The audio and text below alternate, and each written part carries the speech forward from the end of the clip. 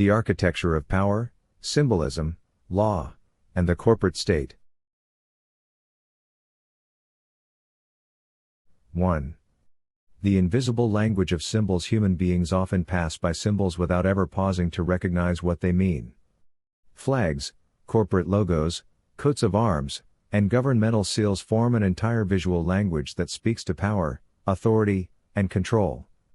Yet, in modern America, even when these symbols are pointed out, the average citizen remains indifferent. Consider the presidential podium in Washington, D.C. During every State of the Union, two immense emblems stand, 10 feet tall, on either side of the president. Few viewers notice them. These emblems are fasces, bundles of rods bound together, often with an axe protruding. The fasces originates from ancient Rome, where it represented the strength of unity. One stick can be broken, but a bound bundle cannot.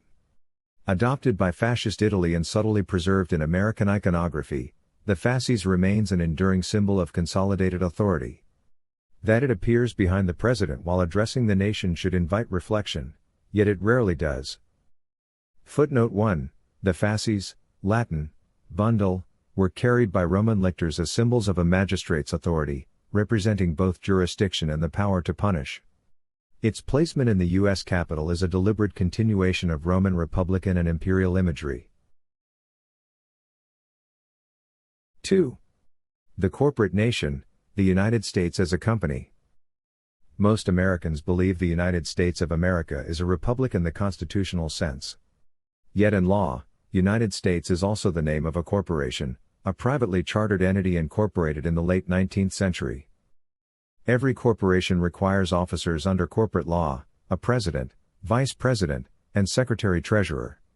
Thus, the American president may be viewed less as a representative of the people than as an executive officer of a company. Citizens often conflate the American Republic with the corporate United States. In fact, there are two parallel structures, the de jure republic and the de facto corporate body. The confusion is deepened by state designations: California State, the sovereign entity, versus the state of California, a federal corporation operating within. This dual system means there are effectively two governments within each territory. Footnote 2. The claim that the United States is a corporation stems from interpretations of the District of Columbia Organic Act of 1871. While mainstream legal scholars dispute this equivalence, alternative legal theorists argue it marks the transition of governance from republic to corporate management. 3. Symbols, flags, and the misnamed American identity. Even the U.S. flag itself is a corporate symbol. The stars and stripes that citizens salute is not, in strict terms, an American flag, it is the flag of the United States Corporation. Its design differs from flags historically associated with the Republic. Moreover, the military flag, fringed with gold and often displayed in courts, signifies maritime jurisdiction. Under this logic, courtrooms that display the gold-fringed flag are operating under admiralty or maritime law, where individuals are treated not as sovereign men and women but as human resources. Footnote 3. The gold fringe is recognized by military protocol as decorative, however, in alternative interpretations, it signifies admiralty jurisdiction. This perspective draws from law of the sea doctrines, conflating sovereign law with commercial contract law. 4. The military as in-house security. Corporations often employ in-house security to protect their property. Analogously, the U.S. military, Army, Navy, Marines, functions as internal security for the corporation known as the United States. Service members may believe they are protecting the Republic, yet their orders flow from the corporate state. Wars, interventions, and occupations are less about defending liberty than about enforcing compliance with commercial interests. In this light, America's military footprint worldwide resembles corporate security operations on a global scale. Footnote 4. The analogy of the military as corporate in-house security underscores the privatization of sovereignty. Historically, the East India Company and similar entities used private armies to secure commercial dominance, foreshadowing the fusion of commerce and militarism in modern governance. 5. Citizens as human resources. Modern legal language reflects this commercial lens. In law, a man is described as masculine and a woman as feminine.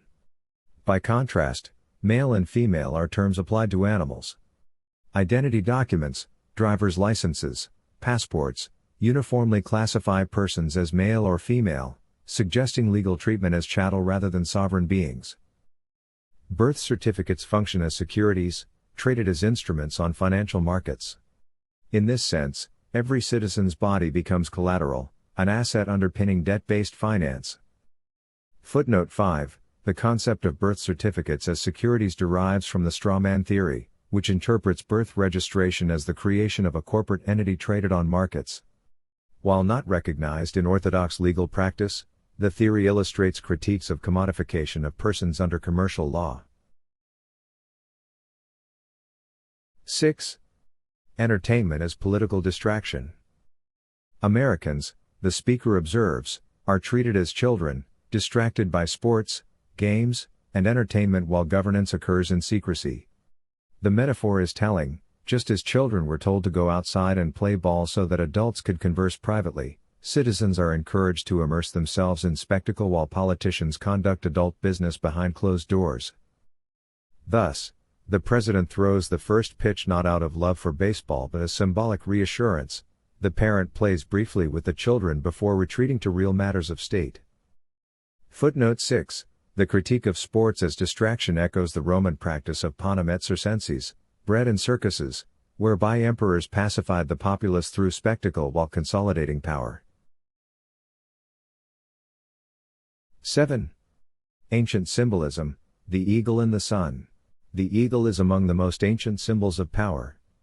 Across cultures, from Mesopotamia to Rome, it has represented the sun, the bringer of life and energy. The United States adopts the eagle as its national emblem for this reason. The double-headed eagle, seen in Freemasonry and European heraldry, symbolizes dominion over both East and West. Historically, it appears in Byzantine and Teutonic traditions, and its persistence in Germanic and Masonic orders reveals continuity between ancient cults of solar power and modern institutions. Footnote 7. The double-headed eagle is found in Byzantine, Russian, and Masonic iconography, representing dual sovereignty, temporal and spiritual, East and West. It remains a dominant symbol in fraternal orders and state heraldry. 8. Commerce, Nazism, and corporate continuities. Powerful corporations historically allied with authoritarian regimes. German firms such as IG Farben, Bayer, Mercedes, and Volkswagen not only collaborated with Nazi Germany but, according to critics, continue to fund clandestine operations worldwide. The intertwining of corporations, banks, and insurance companies sustains global power structures. Citizens believe seatbelt laws protect them. In fact, their compliance ensures preservation of corporate collateral, the insured body. Footnote 8.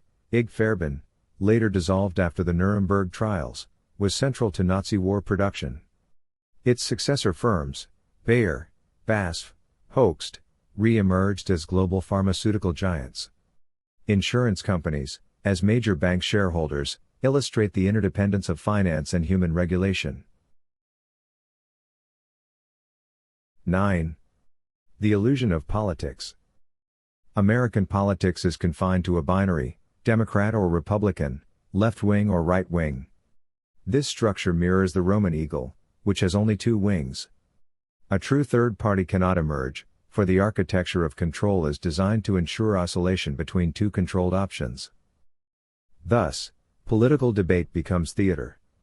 The true decisions occur beyond public view, in boardrooms, banks, and secret societies. Citizens are left with the illusion of choice. Footnote 9. The two-party system is reinforced structurally by ballot access laws, media coverage, and campaign financing restrictions. Symbolically, it reflects the Roman Aquila, eagle, whose two wings sustain imperial power. 10. Conclusion: Awakening from the game. The United States, like Rome before it, is less a republic than a commercial empire. Its symbols, flags, fasces, Eagles, tell the truth for those with eyes to see. Its institutions, courts, corporations, military, operate as mechanisms of commerce, not guardians of liberty. The public, distracted by games and entertainment, has surrendered sovereignty to a corporate state. To awaken is to see the patterns, decode the emblems, and recognize the architecture of control. Only then can freedom move beyond rhetoric into reality. Footnote 10. This conclusion resonates with critical theories of governance that interpret the modern state as a merger of political sovereignty and financial capital. The imagery of Rome, bread, circuses, and eagles, frames the United States as heir to empire, not republic.